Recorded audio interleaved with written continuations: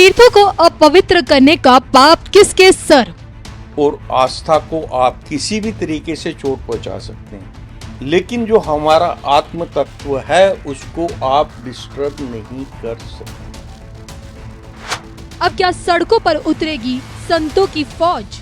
एक छोटी सी हरकत पे बॉम्बे में 1 लाख जो है आपके दूसरे धर्म के लोग जाके इकट्ठे हो गए, और हमारे यहाँ तिरुपति में 10 बंदे वहां पहुंचे नहीं है कि उन लोगों को बालों से पकड़ के घसीट के बाहर लाया जाए। अब क्या शास्त्र के साथ शस्त्र उठाने का समय आया है?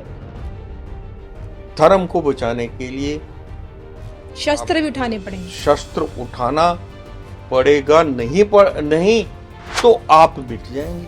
आप अगर मिटना चाहते हैं, धर्म तो नहीं मिटेगा, लेकिन आप मिट जाएंगे। अब क्या रखी जाएगी सनातन बोर्ड की नींव? मंदिरों के रख रखाव के लिए इनका मुंह नहीं खुलता। जी। कोई भी सरकार है, देश के जितने भी मंदिर हैं, उसके चढ़ावे को लेने को तो तैयार है, लेकिन रख रखाव के लिए उनके पास कोई सिस्टम नहीं है। मोदी योगी के रहते क्या कुछ मुमकिन है?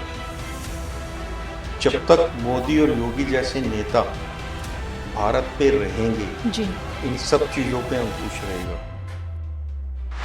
धर्म ज्ञान पर देखिए राष्ट्रभक्त विश्वविख्यात सुदर्शन चक्र ज्योतिषाचार्य श्री सनबेत अशोका जी का स्पेशल पॉडकास्ट।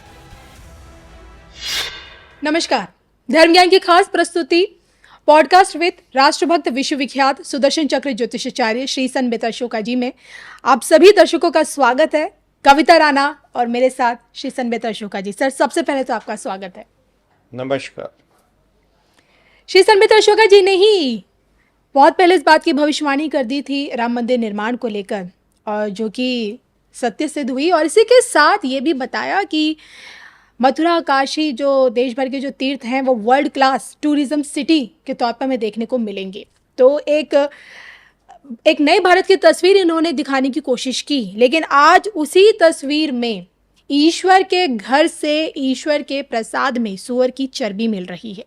जी हाँ, आपको तो मालूम ही होगा, तिरुपति बालाजी के लड्डू प्रसादम में सूअर की चर्बी का इस्तेमाल कब से हो रहा है कोई नहीं जानता, लेकिन उसी प्रसाद को भक्तजन ग्रहण करे थे। जिस प्रसाद को भक्तजन ग्रहण करके खुद को धन्य समझते हैं, आज उसी प्रसाद में इतनी बड़ी मिलावट, आस्था से इतना बड़ा खिलवाड़। आपसे जानना चाहूंगी, आस्था से इतना बड़ा खिलवाड़, इसका अंजाम क्या होगा? नमस्कार। देखिए, जो हो रहा है जी, उसका कारण क्या है? अभी जो युग है वो आईटी का युग है। मैं आपको बिल्कुल उसी तरीके से समझाऊंगा। आप जब पैदा होते हैं तो आपका जो धर्म, वो जो आदि सनातन है, उसका सॉफ्टवेयर हर एक मनुष्य के साथ आता है। जी, लेकिन जब आप अलग अलग जातियों में जब पैदा होते हैं तो फिर उसमें आपका कुछ चेंज किया जाता है। अगर आप मुस्लिम परिवार में पैदा हुए हैं तो आपको उस तरीके से डेवलप किया जाता है कि आपके सॉफ्टवेयर में जो है अलग चेंज आएगा। अगर आप सिख धर्म में पैदा होते हैं तो आपको केश रखने पड़ते हैं। इसी तरीके से ईसाई धर्म के लिए अलग है। तो हर धर्म अपने हिसाब से जो है उसको थोड़ा सा चेंज करता है। लेकिन आदि सनातन जो है, that is inbuilt in all human beings. वो जो है इनबिल्ट है इन ऑल ह्यूमन बींग्स। अब आदि सनातन को आप चेंज नहीं कर सकते। जो चला आ रहा है बिल्कुल वैसे ही रहेगा। जी, आदि सनातन के लिए, किसी भी धर्म को मानने के लिए 2 चीजें हैं, एक है आस्था और एक है विश्वास। ये जो पायरेटेड सॉफ्टवेयर आते हैं वो क्या करते हैं, वो कोशिश करते हैं कि किसी तरीके से आपकी आस्था और विश्वास को चेंज किया जाए। जी, लेकिन आत्म तत्व जो है वो आप चेंज नहीं कर सकते। मैं आपको एक बहुत बढ़िया उदाहरण देता हूं, और अभी कलयुग का ही है। जब हिंदुस्तान पाकिस्तान बना, हमारा परिवार 47 में वहीं रह गया। हमारे दादाजी स्वर्गीय संत बेतरा स्वामी रामानंद जी महाराज 1950 तक पाकिस्तान बनने के बाद पाकिस्तान में थे। जी। तो वहां पर उनका एक जो बहुत घोर शत्रु था, उसका नाम था बली शाह। उसने बोला कि संत परिवार को हम जो है मुस्लिम बनाएंगे, और उसको करने के लिए उन्होंने प्लान किया कि इनको जो है गौ मांस पूरे परिवार को पब्लिकली खिलाया जाएगा। जी। और उसकी तैयारी हुई। वहां पे एक लाल रंग के बैल को हलाल किया गया, और उसके बाद जो है हमारे परिवार को बोला गया कि आप ये जो है ग्रहण करेंगे। तो संत बेतरा जी ने बोला कि ठीक है, देखिए मैं हिंदू धर्म को मानता हूँ, सनातनी हूँ, मेरी जो आस्था है उसके हिसाब से मैं जो भी ग्रहण करता हूँ पहले मैं अपने इष्ट देव को अर्पित करता हूँ। तो आप ऐसा करिएगा, जो भी आपने बनाया है इसको एक थाल के अंदर परोस कर उसके ऊपर लाल रंग का कपड़ा लगाकर, सामने जो मेरे इष्ट देव का मंदिर है भगवान शंकर का, आप वहां भगवान को भोग लगा के लाइएगा, हम ग्रहण कर लेंगे। ये बेतरावासी सब जानते हैं, और जो लोग उनको मानते हैं, जो उनके बारे में जानते हैं, उनको भी पता है कि वो शेर की सवारी करते थे, और कलयुग में उनका सानी कोई नहीं है। अब क्या होता है, वो जो मुसलमान था आपका बली शाह, जी। उसने बिल्कुल उसी तरीके से थाल में परोसा। इतनी बात मानने में क्या था, उसके ऊपर लाल रंग का कपड़ा लगाया और जाके भोग लगा के ले आया। जब वापस लाए तो वो प्रसाद बन गया, हलवे में कन्वर्ट हो गया। उसके बाद 3 साल 47 से 50 तक हमारा परिवार वहीं था। किसी ने हमारे परिवार को कहीं किसी चीज के लिए कंपेल नहीं किया। जी। ये मैंने कहानी क्यों सुनाई, ये हमारे परिवार के साथ हुआ है, मैंने आपको सुनाया। अब जो है ये जो हुआ है प्रसाद में, एक संत महात्मा अगर इतनी ताकत रखता है कि वो जो है बीफ को प्रसाद में कन्वर्ट कर सकता है, तो तिरुपति में जो बालाजी हैं जी।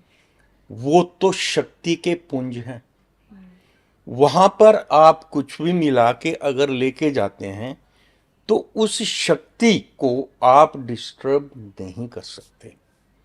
वो जब वहां सामने जाएगी, वो चीज जब सामने जाएगी, वो ऑटोमेटिकली जो है करेक्ट हो जाएगी।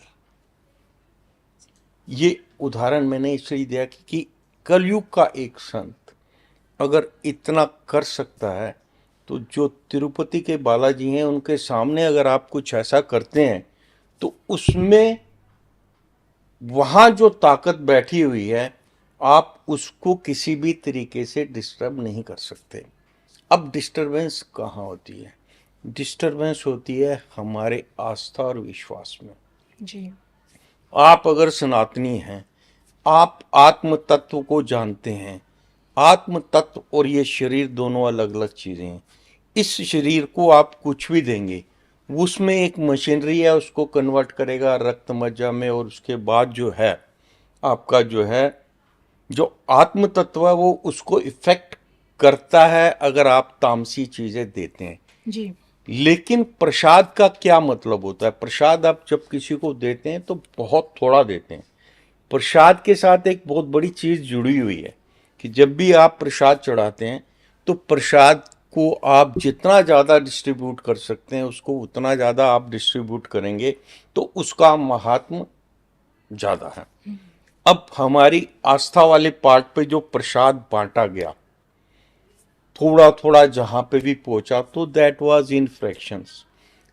ये एक रॉन्ग मेंटेलिटी के कारण अगर ये मिलाया गया है, हमारी आस्था को या हमारे विश्वास को चोट पहुंचाने के लिए, हमारे विश्वास और आस्था को आप किसी भी तरीके से चोट पहुंचा सकते हैं। लेकिन जो हमारा आत्म तत्व है उसको आप डिस्टर्ब नहीं कर सकते। जी, यानी कि आप हमारे आत्म तत्व को आप डिस्टर्ब नहीं कर सकते। जो आदि सनातन हिंदू संस्कृति को जानता है तो हर चीज का शुद्धिकरण का, हर चीज की शुद्धिकरण के मंत्र हैं, हर चीज के शुद्धिकरण का विधि विधान है, उससे आप शुद्ध हो सकते हैं। ये जो घटना जिसने इतनी मेलाफाइट इंटेंशन से की है, देखिए आप कहेंगे कि यहाँ पर जो है अब रोल किसका आता है, हमारे धर्म गुरुओं का रोल आता है, हमारे शंकराचार्यों का रोल आता है, और हमारे जो प्रसिद्ध अखाड़े हैं यहाँ उनका रोल आता है कि इस चीज को कैसे रोका जाए। इससे और ज्यादा क्या होना चाहिए।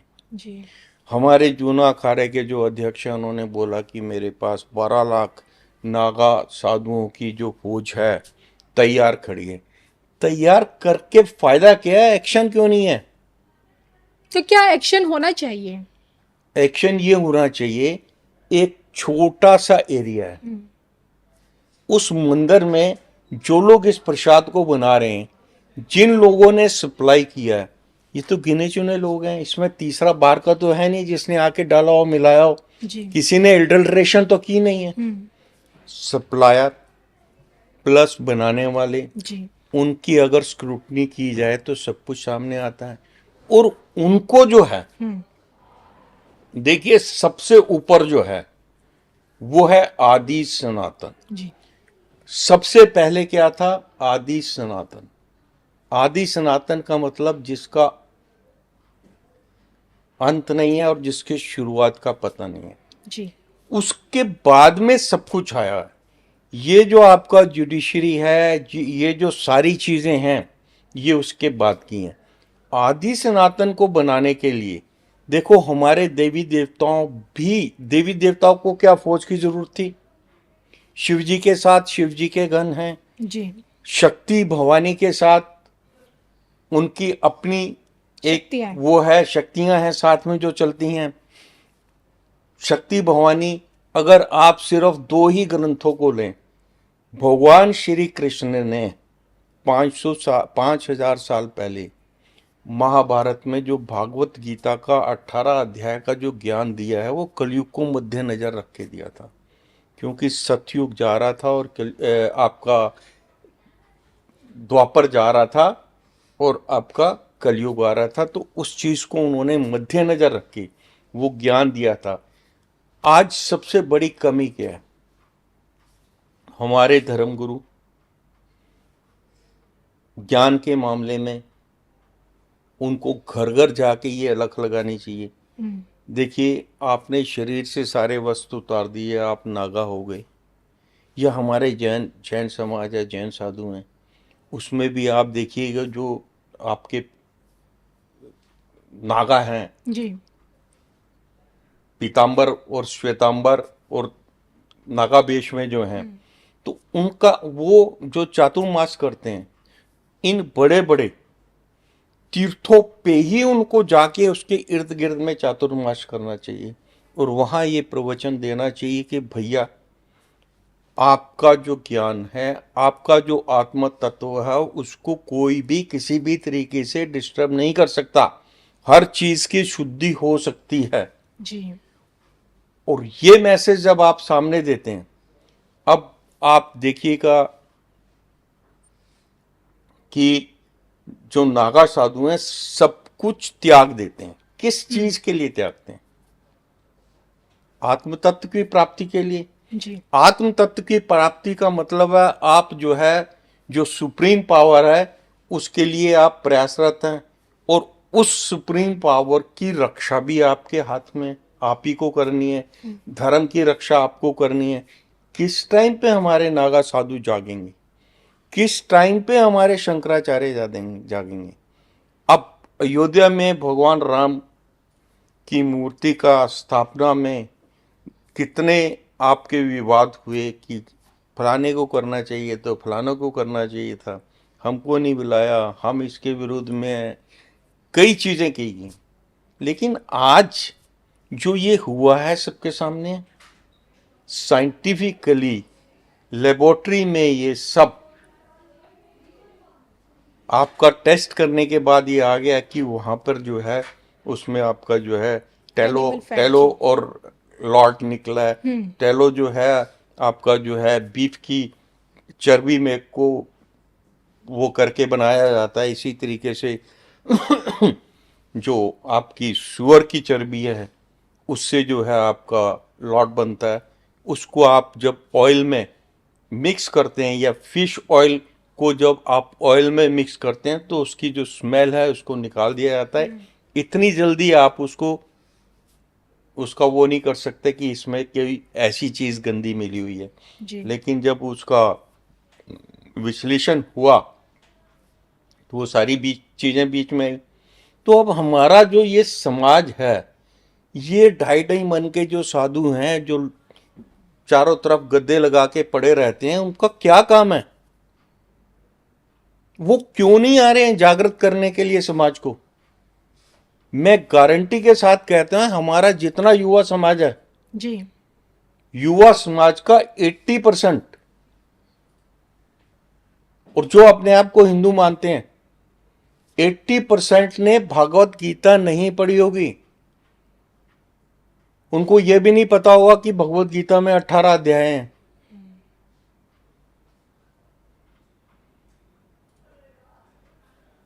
पच्चीस से लेके 45 की एज में आपको भगवत गीता का ज्ञान होना बहुत जरूरी है। नहीं तो आपको कोई भी व्यक्ति विशेष आपका ब्रेन वॉश करके आपके आदि सनातन के सॉफ्टवेयर को पायरेट कर सकता है, उसमें जो है वायरस डाल सकता है। जी। देखिए, धर्म तो आदि सनातन ही है, उसके बाद जितनी हैं वो जो हैं आपकी विचारधाराएं हैं, और विचारधाराएं जो है इसी धर्म में से निकली हैं। क्या है? इसी धर्म में से निकली हैं, आदि सनातन से निकली हैं। दे फॉलो ऑल दैट जो हमारे आदि सनातन में किसी ने कुछ निकाला और अपना एक नया पंथ स्टार्ट कर दिया। अब उस चीज को करने के लिए आप सामने वाले की आस्था को और सामने वाले के विश्वास को अगर आप इस तरीके से डिस्टर्ब करना चाहते हैं, तो मैं ये बताना चाहता हूं कि हर चीज का एक समाधान है। हमारे वेदों शास्त्रों में आपकी आत्मा को कोई किसी भी तरीके से दूषित नहीं कर सकता। ये शरीर जो है, इसको आप जो देंगे उसका इफेक्ट कुछ समय के लिए, इसलिए हमको डेली भोजन करना पड़ता है। वो भोजन जब तक आपके अंदर रहेगा उसका बैड इफेक्ट हो सकता है, लेकिन अगर आप शुद्धिकरण करते हैं, 11 दिन का 21 दिन का उपवास करते हैं, तो जितने भी आप गलती से अगर कुछ आपने ऐसा कुछ भक्षण कर लिया है तो आप उससे मुक्त हो सकते हैं। आपको उस तामसी चीज जो आपने भोजन आपने ग्रहण किया है उसका कोई बैड इफेक्ट नहीं होगा। लेकिन ये सारा समझाना, ये सारा ना हो, उसका दायित्व है हमारे जो 4 बड़े अखाड़े हैं, उन अखाड़ों के जो महामंडलेश्वर हैं, जी। हमारे जो 4 जो हैं शक्ति शंकराचार्य पीठों जी। के शंकराचार्य हैं, ये उनका दायित्व है कि अपने लोगों को प्रॉपरली एजुकेट करें, प्रॉपरली एजुकेट करें और धर्म की रक्षा करें। धर्म की रक्षा करने का अब दायित्व जो है उनके ऊपर है। हिंदुस्तान का जो कानून है, अब उसको अपने हिसाब से ट्विस्ट किया जाता है। सबरीमाला केस में उसके डिटेल में जाएंगे तो काफी समय लग जाएगा जी। लेकिन कानून ने उसको बदलने की कोशिश की। जो चीज, जो आस्था हमारी बनी हुई है, उसको किसी भी कानून को चेंज नहीं करना चाहिए।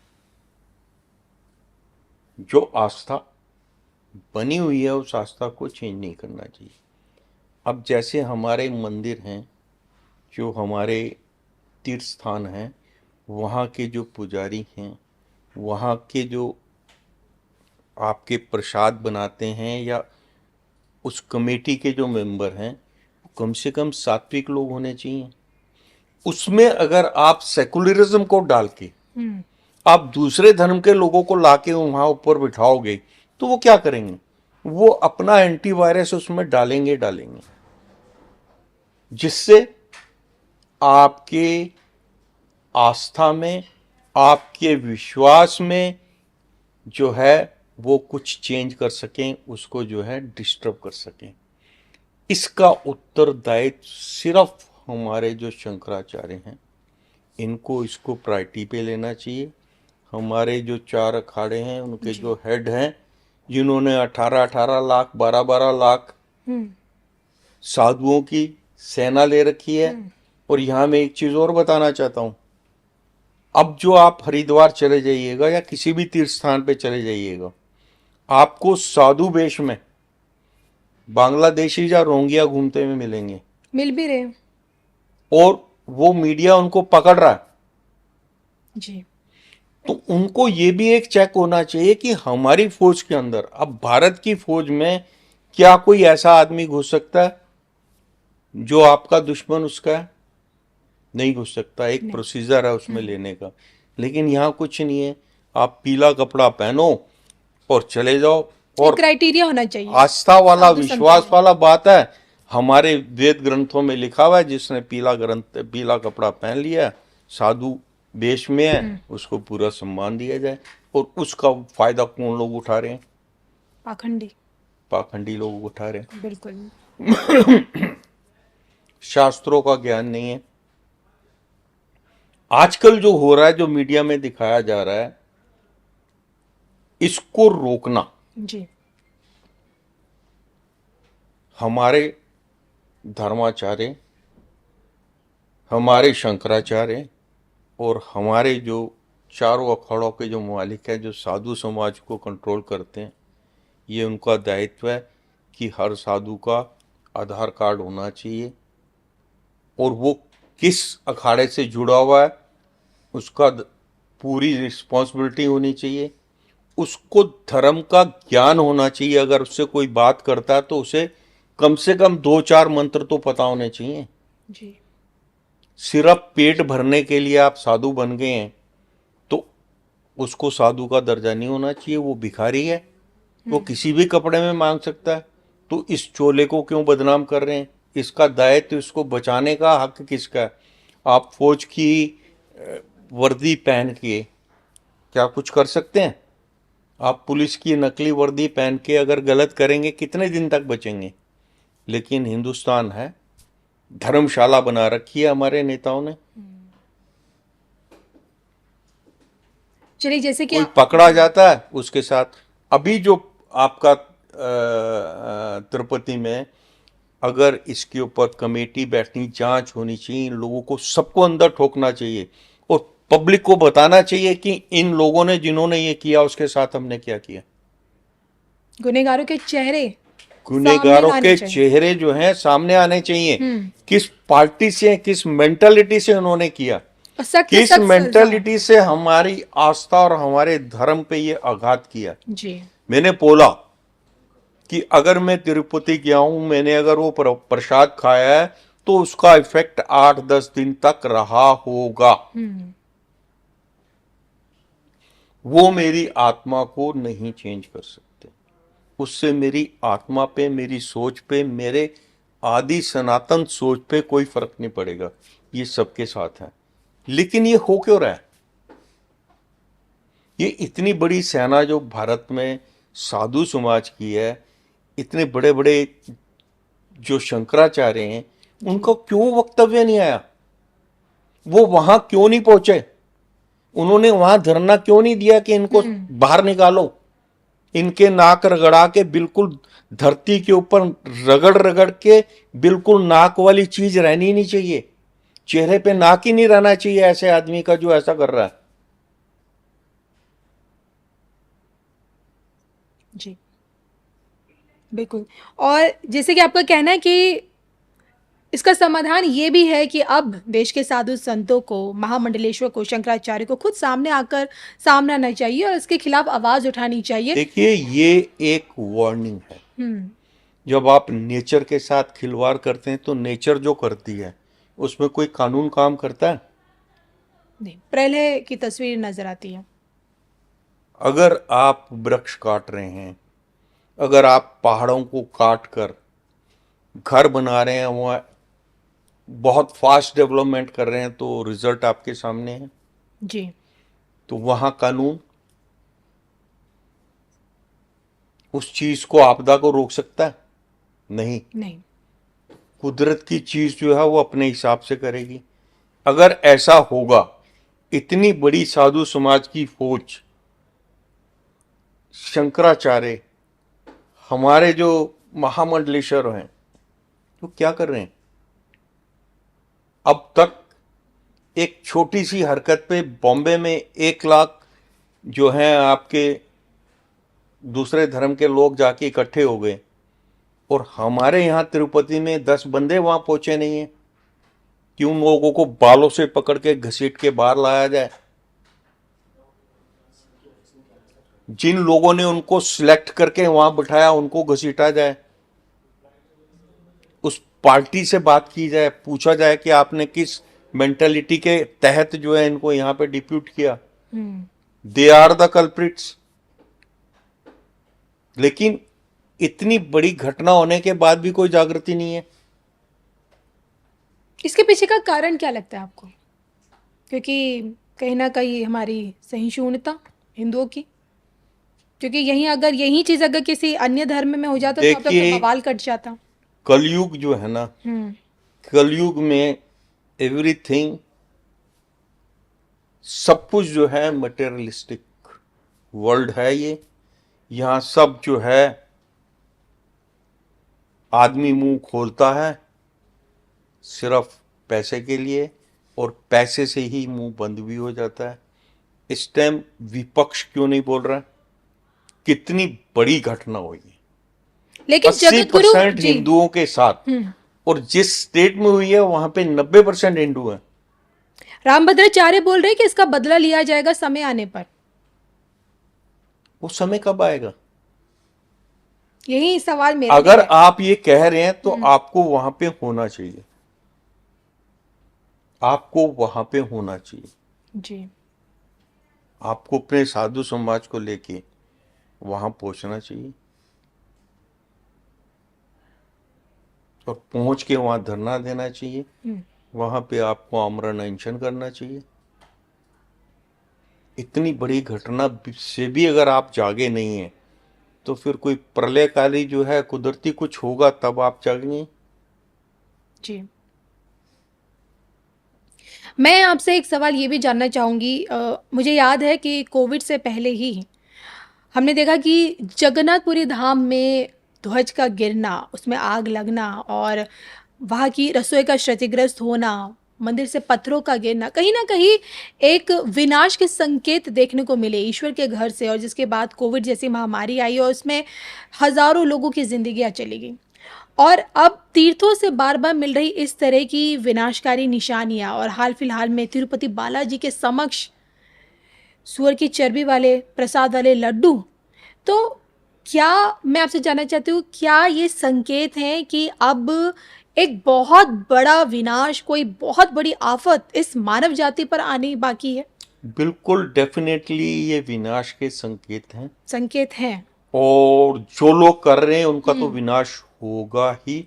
जी। लेकिन जो लोग इसको देखकर मूक हैं उनका भी विनाश निश्चित है। अगर आपने सब कुछ त्यागा है धर्म के लिए, तो धर्म को बचाने के लिए अगर आप आगे नहीं आते, जी। तो दंड लेके चलना फिर गलत है, बेकार है। काहे को आप दिखावे के लिए दंड या आप लेके चलते हैं? आप धर्म की रक्षा नहीं कर सकते। इस टाइम पे हमारे देश के चारों शंकराचार्यों को वहां होना चाहिए। एक चारों आपके जो अखाड़ों के जो महामंडलेश्वर है। महामंडलेश्वर हैं, उच्चासीन जो आपके साधु समाज के लोग हैं, उनको वहां होना चाहिए, और उनके साथ में कम से कम लाखों लोग वहां पहुंचना चाहिए। उन लोगों को घसीट कर बाहर लाया जाए ताकि दोबारा कोई ऐसी हिमाकत ना करे। बिल्कुल।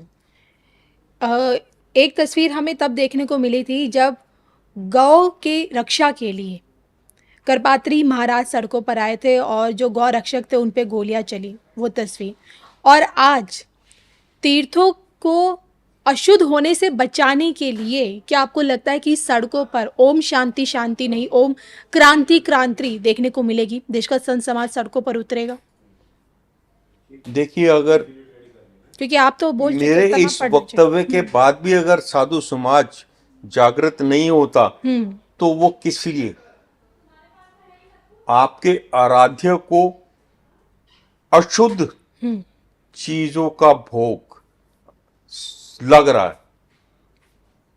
मैंने आपको एग्जाम्पल दिया था कि वो चीज वहां तक नहीं पहुंच सकती, वो ऑटोमेटिकली जो है कुदरत उसको जो है अग्नि तत्व से शुद्ध होगा जी।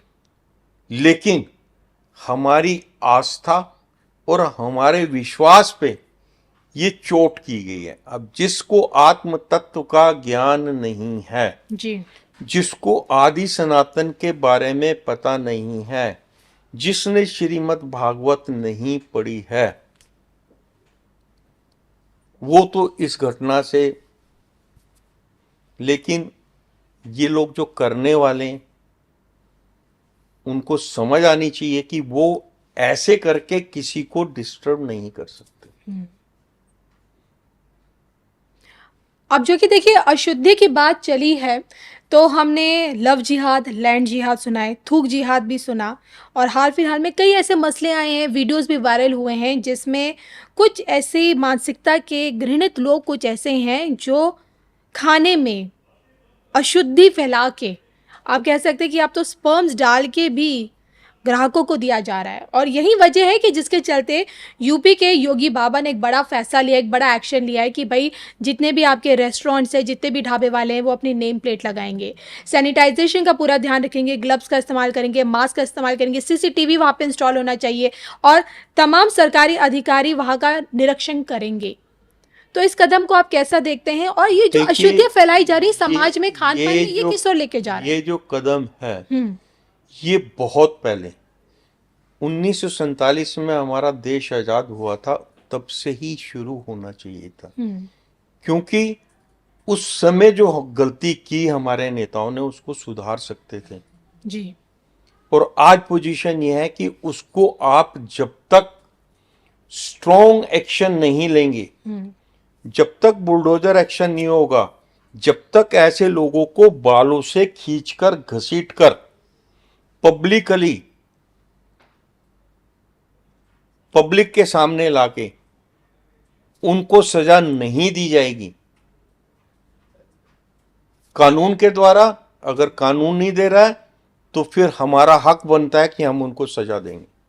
लेकिन कुछ लोग तो आपके इस बयान को कहेंगे कि आप शरीयत की तरफ इशारा कर रहे हैं। शरीयत जो इस्लामिक मुल्कों में देखा गया है कि गुनहगार को पत्थर से तब तक मारा जाता है जब तक वो मरता नहीं है। देखिए, धर्म की रक्षा के लिए आप दुर्गा सप्तशती को लीजिएगा, भवानी जो है, आप हिंदू धर्म की रक्षा के लिए गुरु गोविंद सिंह जी ने भवानी वर्ड जो यूज किया वो कृपाण के लिए किया। जी। दुर्गा सप्तशती में भी माँ दुर्गा ने कृपाण से जो है ये जो आपके रक्त बीज थी और शुम निशुम जैसे आपकी दैत्य थे उनका नाश किया। जी।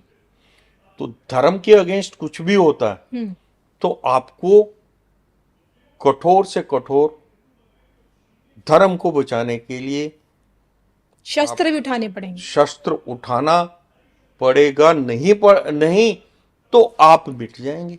आप अगर मिटना चाहते हैं, धर्म तो नहीं मिटेगा, लेकिन आप मिट जाएंगे।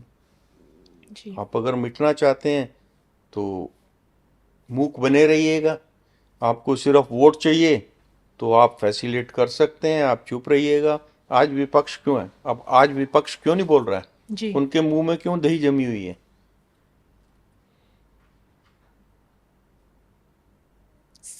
अचंभित तो करती हैं ये सब बातें, क्योंकि जो राहुल गांधी खुद को कॉल ब्राह्मण बताते हैं और जो केजरीवाल हनुमान चालीसा पढ़ते हुए कभी कभार नजर आते हैं, ममता बनर्जी को चंडी पाठ करते हुए हमें देखा है, वो तो किस मसले पर कोई उनका कोई गंभीर बयान सामने नहीं आया। आएगा भी नहीं, क्योंकि वहां पर एक जाति विशेष, हम्म। छोड़ दीजिएगा, वहां पे एक वोट बैंक नजर आ रहा है कि हमने अगर इनके अगेंस्ट बोल दिया तो ये वोट बैंक छितर ना जाए। लेकिन ये लोग खुद को सनातनी भी तो बताते हैं। उनको ये भी पता है कि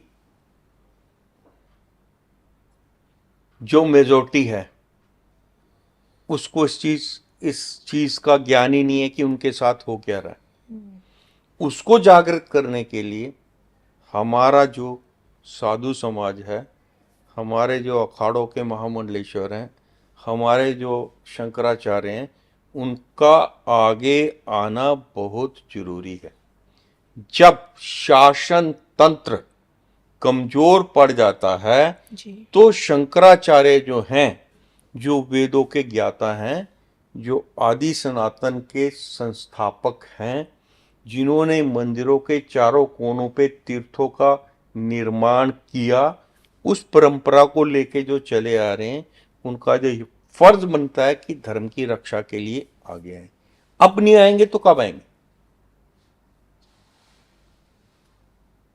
और देश के प्रधानमंत्री नरेंद्र मोदी जो धर्म से सनातनी है, शिव भक्त माने गए हैं, उनका क्या, उनसे क्या उम्मीद हम लोग लगाएं? देखिए, जहां तक माननीय नरेंद्र मोदी जी या आपके योगी आदित्यनाथ जी का जो सवाल है, वो तो कठोर से कठोर निर्णय लेंगे। इस पे कठोर से कठोर निर्णय लिया जाना चाहिए और इन लोगों को पब्लिक के सामने लाके सरकार को ये बताना चाहिए कि हमने जो है ये इनको सजा दी है। ये केस जो है, इसके ऊपर एक कमेटी बैठा के इसको ठंडे बस्ते में ना रखा जाए। ऐसे लोगों के साथ एक जो है एग्जाम्पल सेट करना चाहिए कि ऐसे लोग जो हैं, जी। किसी के धर्म को, किसी की आस्था को, किसी के विश्वास को जो किसी भी तरीके से आहत करता है, उसको उसका खामियाजा भुगतना पड़ेगा।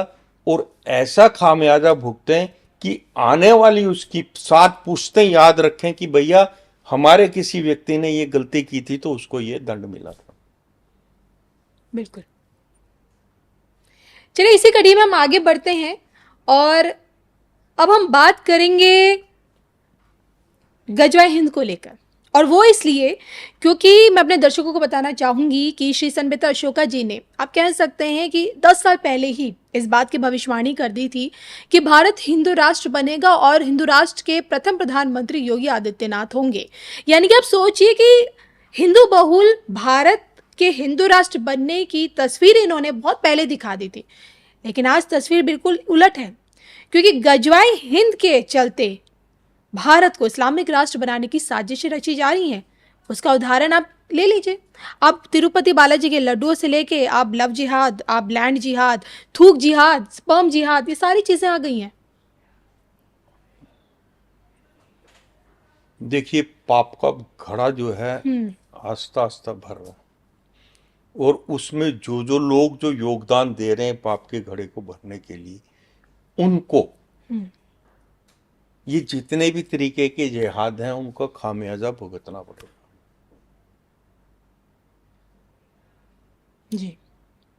उनको ये जितने भी तरीके के जिहाद हैं चल रहे हैं, उसका खामियाजा भुगतना पड़ेगा और लोग भुगत भी रहे हैं।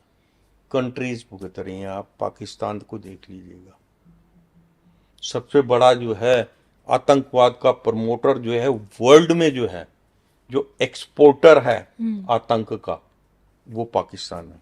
जी। आज पाकिस्तान की क्या हालत है। हर घर के सामने जाके कटोरा लेके खड़ा हो जाता है। इससे आवाम के दिमाग में जो जिहाद को या आतंकवाद को दिमाग में लेके कि ये बहुत बड़ी चीज है, इससे हम जो है कुछ बहुत बड़ी उपलब्धि प्राप्त कर लेंगे, ऐसा कुछ सोच के चलते हैं, तो एक कंट्री को देख लें उसकी आज की हालत है। उनका समाज में, उनका विश्व में क्या इज्जत है। पूरे विश्व को पता चल गया कि आतंकवाद की फैक्ट्री कहां पे है। और आज जिन लोगों को उन्होंने पैदा किया, उन्हीं के द्वारा वहां पे अब जो है खात्मा हो रहा है। तो जो आप पाप का घड़ा भरता जा रहा है। जो आपने बोला कि इसे क्या बोलते हैं, गजवाए हिंद। गजवाए हिंद वाली बात जो है, गजवाए हिंद का मतलब आप ये समझें कि गजवाए सनातन, और सनातन जो है आदि है, उसका कोई अंत नहीं है, उसकी शुरुआत का नहीं पता, उसके अंत का नहीं पता। तो ये तो एक थॉट है, और जैसे ये थॉट आया उसके साथ जिसका ये थॉट है वो खत्म हो जाएगा। जी। और उसके लिए मैं फिर कह रहा हूं, हिंदुस्तान के जो शंकराचार्य हैं उनको जागना चाहिए, गद्दों के ऊपर ना लेटें। हमारे जो चारों जी। अखाड़ों के जो महामंडलेश्वर हैं वो अपने उसमें से बाहर आए। अगर उन्होंने 10-10, 12-12 लाख जो आपके नागा साधु तैयार कर रखे हैं, उनको लेके कम से कम तिरुपति तक तो पहुंचे। बिल्कुल। तिरुपति जो है विश्व का सबसे रिचेस्ट टेम्पल है, विश्व का। जी। और सबसे ज्यादा वहां पर जो है श्रद्धालु पहुंचते हैं। भारत के किसी भी कोने में अगर कहीं हिंदू है तो उसकी फर्स्ट प्रायोरिटी होती है कि तिरुपति जी के दर्शन करें, क्योंकि तिरुपति जी में भगवान विष्णु साक्षात हैं। जी। अगर वहाँ की मूर्ति को देखेंगे तो उनके जो बाल हैं वो ओरिजिनल हैं, जो लचते नहीं है। तो ये चीजें जो हैं इनकी रक्षा किसने करनी है? उनके भक्तों को। उनकी रक्षा के प्रथम जो आर्मी है वो हमारे शंकराचार्य हैं, हमारे महामंडलेश्वर हैं, चारों अखाड़ों के आचार्य महामंडलेश्वर है साथ। इनको आगे बढ़ के करना चाहिए। बिल्कुल। जहां पे शास्त्र की जरूरत है वहां पे शास्त्र होना चाहिए, जहां पे शस्त्र की जरूरत है वहां पे शस्त्र का प्रयोग होना चाहिए। भजन कीर्तन से कुछ नहीं होगा। जी। चलिए, इसी कड़ी में हम इसको पॉडकास्ट को आगे बढ़ाते हुए मैं दर्शकों को बता दूं कि अभी हाल ही में मोदी जी के जन्मदिवस के मौके पर श्री संत अशोका जी ने पीएम मोदी के 75 साल को क्रांतिकारी समय बताया था, और इस बात का दावा किया था, भविष्यवाणियां भी की कि आप देखेंगे कि आने वाला जो ये एक साल है पीएम मोदी के लिए, इसी साल में वो बहुत ही क्रांतिकारी फैसले लेंगे जो भारत के नक्शे को भी बदल सकता है, जिसमें उन्होंने पीओके की भी बात कही थी। लेकिन इसी साल जो जिसे आप मोदी जी का गोल्डन पीरियड कह रहे हैं, क्रांतिकारी वाला समय कह रहे हैं, वन नेशन वन इलेक्शन मुमकिन हो पाएगा? डेफिनेटली होगा। अगर ऐसा है तो 26 में पूरे देश में चुनाव, वो तस्वीर दिखेगी? बिल्कुल दिखेगी, क्योंकि देखिए मोदी जी एक ऐसे नेता हैं जो वो सोच लेते हैं वो करके दिखाते हैं, और जो वो करते हैं वो आवाम के लिए है। वो किसी एक इंडिविजुअल पार्टी के लिए नहीं है, अपने स्वार्थ हित के लिए नहीं है, किसी एक जात बिरादरी के लिए नहीं है, वो सबके लिए। अगर उनके कार्य को देखते हैं, जो भी उन्होंने अभी तक किया है सर्व हित के लिए किया है, पर्टिकुलरली किसी चीज को फोकस करके उसके लिए नहीं किया। तो ये तो सबके लिए सही है। देश वन नेशन वन इलेक्शन से देश का खर्चा बचता है, देश में एक ही बार माहौल होता है, और फिर विपक्ष को ये, क्योंकि अगर देश में रोज इलेक्शन ही चलते रहे, कभी एक सीट का हो रहा है, कभी 50 सीट का हो रहा है, जी कभी एक स्टेट का हो रहा है, कभी दूसरी का हो रहा है, कभी 4 स्टेट का इकट्ठा हो रहा है, उसमें आप देश की ग्रोथ की बात करते हैं, कोई स्कीम डिस्कस करते हैं, तो अपोजिशन बोलती है कि ये तो इलेक्शन का स्टंट है। हम्म इलेक्शन को प्रोवाइड करने के लिए ये जो है स्कीम्स बताई जा रही हैं। वन नेशन वन इलेक्शन का सबसे बड़ा फायदा ये होगा, आपने जो भी देना है, जो भी बोलना है, जो भी करना है, एक बार में डिसाइड करके अपने एजेंडे को पब्लिक के सामने रखिए। अगर आपकी पार्टी को वो स्वीकार करते हैं तो nationally you will be accepted. जी यूएस में एक ही बार इलेक्शन होता है, जी बार बार नहीं होता। हम्म पार्टी भी 2 होनी चाहिए। पर यहाँ तो बहुत सारी यहाँ पार्टियां 3600 पार्टी हैं, जी 3600 नहीं है, कम से कम 25,000। तो ये तो लोकतंत्र है ना। तो लोकतंत्र है, तो लोकतंत्र को सिस्टमेटिक ढंग से चलाना। अगर आप अलग ही विचारधारा को लेके थोड़ा चल पड़ेंगे, मैं कल बोलूं जी मैं तो ब्राह्मण हूं, मेरी तो एक पार्टी ब्राह्मण की होनी चाहिए। ब्राह्मणों में भी हजारों जाति हैं, मैं शांडिल्य गोत्र का हूं, तो शांडिल्य गोत्र के ब्राह्मण मेरे साथ चलें, मेरा एक वोट बैंक है। ऐसा नहीं होना चाहिए।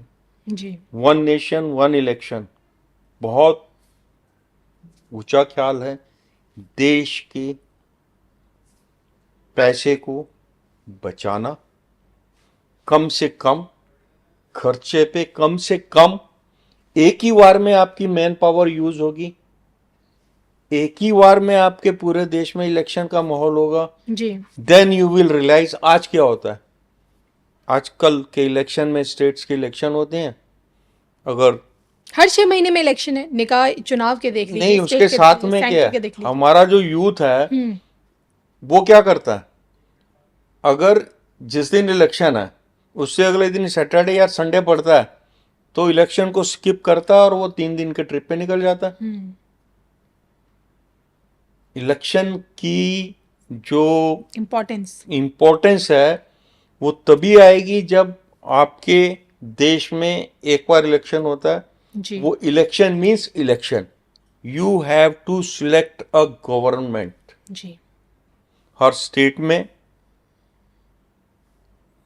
नेशनली आपको अपने लीडर चुनने हैं। बिल्कुल।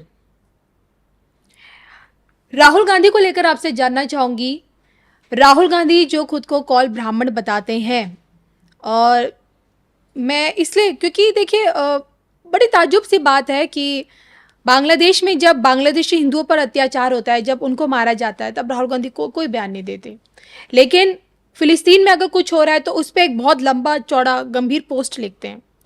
राहुल गांधी राम मंदिर के प्राण प्रतिष्ठा में नहीं गए, कांग्रेस ने इसको बॉयकॉट किया।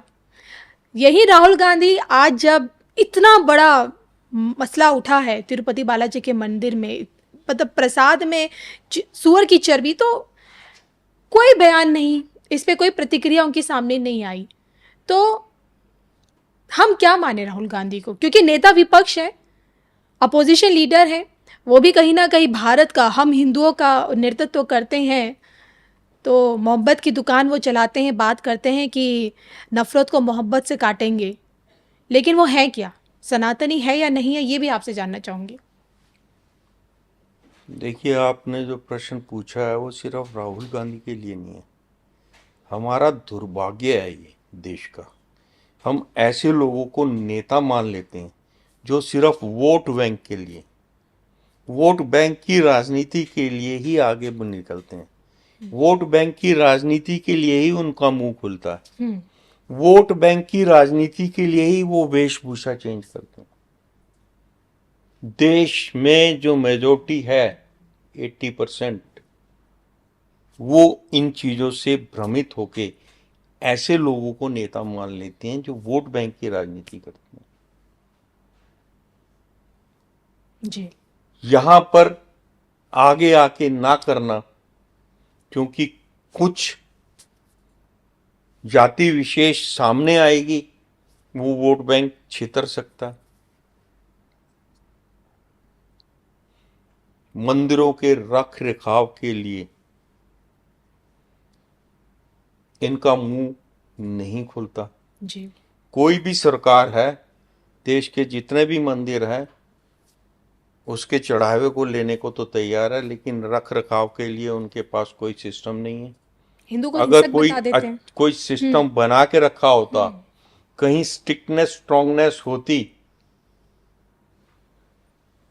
वहां पर जो प्रसाद बनाते हैं उनके लिए कुछ बेंचमार्क होते कि इस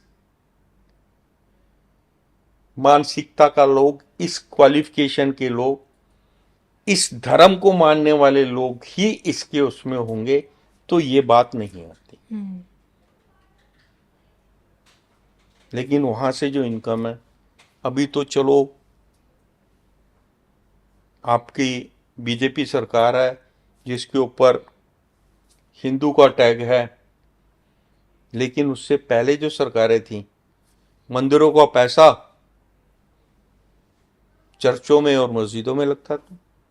अभी भी लग रहा है, लग ही रहा है, क्योंकि अभी भी मठ मंदिर सरकार के कंट्रोल में है। लेकिन अब उस स्पीड से चर्चेस का या इसका डेवलपमेंट नहीं हो रहा है। कांग्रेस ने जाते जाते कितनी जमीन वक्फ बोर्ड को दे दी, समझ नहीं आया। 14 में इलेक्शन उनको जब नजर आया हम हार रहे हैं, तो एक तरफ से सब कुछ।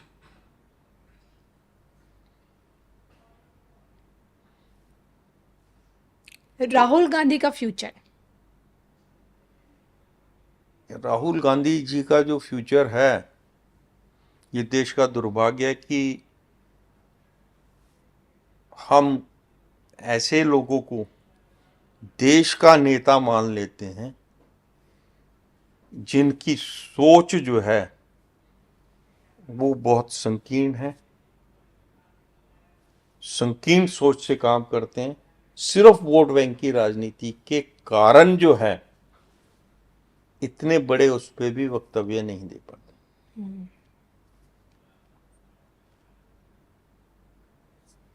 जी बिल्कुल। चलिए, अभी आपने वक्फ बोर्ड का मसला उठाया कि जाते जाते कांग्रेस से इतनी ज़मीनें दे दी हैं कि पूछे मत। अब सेना और रेलवे के बाद अगर तीसरे नंबर पर अगर पूरे देश भर में अगर किसी के पास सबसे ज़्यादा ज़मीन है तो वक्फ बोर्ड का नाम आता है। अब तो देखिए, भले ही वक्फ संशोधन बिल जेपीसी कमेटी में है, लेकिन उससे पहले अभी हाल फिलहाल में वक्फ बोर्ड की दादागिरी ऐसी है कि दिल्ली के 4 मंदिरों को वक्फ बोर्ड ने अपना बता दिया है। दिल्ली के 4 मंदिरों को। आलम यह है कि सड़क को वक्फ बोर्ड अपनी बता रही है, सरकारी ज़मीन को वक्फ बोर्ड अपनी जागीर बता रही है। मैं आपसे जानना चाहूँगी, 2025 पीएम मोदी जी का 75वां साल क्रांतिकारी आपने बताया, वक्फ बोर्ड जेपीसी में है, लेकिन ओवैसी, मदनी, यहाँ तक कि इंडोनेशिया में बैठा जाकिर नायक जो उकसाने की कोशिश कर रहा है कि भारत के जो 50-60 लाख जो मुसलमान हैं इसे वक्फ को ख़त्म ना होने दें, इस बिल को विरोध में वोट करें। तो क्या आपको लगता है कि इन भारत में जो बिल है इसका विरोध करे, भारत का मुसलमान विरोध करे इसका? जो 40 से 50 लाख जो मुसलमान हैं, अगर आप नहीं करेंगे तो आपकी मस्जिदें छीन ली जाएंगी। 40 से 50 लाख मुसलमान, उनके हिसाब से इतने मुसलमान को उकसाने की कोशिश करें, जबकि अब वो अलग बात है कि भारत में पूरा टोटल 20 करोड़ मुसलमान है, मुसलमान की आबादी है। लेकिन मैं आपसे जानना चाहती हूँ कि ऐसे लोगों के चलते जो खुद को मुसलमानों का रहनुमा बताते हैं, ये जो बड़े बड़े लीडर्स हैं, जाकिर नाइक जो भगोड़ा बैठा हुआ इंडोनेशिया में, क्या लगता है कि पीएम मोदी के मुमकिन है? आप जाकिर नाइक को क्यों दोष देते हैं? हमारे दिल्ली के जो मुख्यमंत्री हैं, उनका एक वक्तव्य मैंने सुना था कि मैं चाहता हूं कि वक्फ बोर्ड जो है भारत की सबसे रिचेस्ट संस्था होनी चाहिए। पूर्व मुख्यमंत्री केजरीवाल जी की? केजरीवाल जी, उनका वक्तव्य आप यूट्यूब पे देख लीजिएगा, सिर्फ वोट बैंक के लिए। उन्हें पता है मैं ये बोलूंगा तो एक समुदाय मेरे साथ जो है 100% जुड़ जाएगा। जी, लेकिन दर्शक आपसे जानना चाहते हैं कि मोदी मुमकिन कर पाएंगे वक्फ बोर्ड को खत्म करके? क्योंकि वक्फ बोर्ड खत्म नहीं हुआ तो कुछ राजनीतिक पंडित देखिए, ये कह रहे कि हिंदुओं की जमीनें चली जाएंगी फिर। If there is a will hmm. There is a way. जब तक मोदी और योगी जैसे नेता भारत पे रहेंगे, जी। इन सब चीजों पे अंकुश रहेगा। नहीं तो वक्फ बोर्ड की जमीन को छोड़िएगा, आपके घर भी आपके नहीं है, उनको भी वो बोलेंगे हमारे। बिल्कुल। चलिए फिर इसी पॉडकास्ट को हम यही समाप्त करते हैं। आपको कैसा लगा, जितनी बातें हुई, चर्चा हुई, और इसी के साथ साथ अगर आप अपने कुछ सुझाव देना चाहें तो आप ज़रूर भेज सकते हैं, और मुझे और श्री संबिता शुक्ला जी को दोनों को इजाज़त भी दीजिए। नमस्कार।